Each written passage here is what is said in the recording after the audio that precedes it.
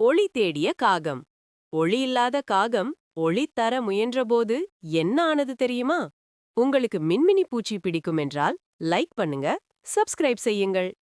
ஒரு கிராமத்தில் ஒரு காகமும் ஒரு மின்மினி பூச்சியும் வாழ்ந்து வந்தன. இரவு நேரங்களில் மின்மினி பூச்சி ஒளி வீசி பறந்தது.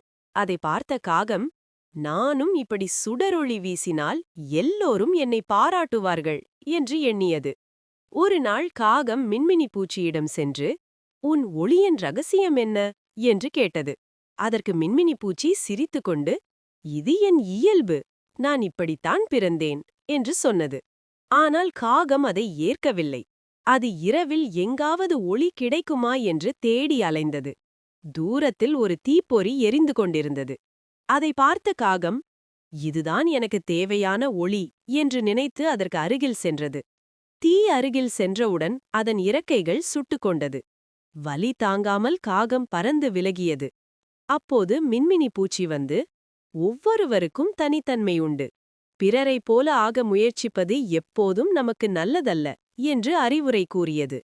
அந்த நாள் முதல் காகம் தனது இயல்பை ஏற்றுக்கொண்டு மகிழ்ச்சியாக வாழத் தொடங்கியது. நம்மை நாமே ஏற்றுக்கொண்டால்தான் உண்மையான சந்தோஷம் கிடைக்கும். நீங்கள் காகம் மாதிரியா இல்ல மின்மினி பூச்சி மாதிரியா? கமெண்ட் பண்ணுங்க.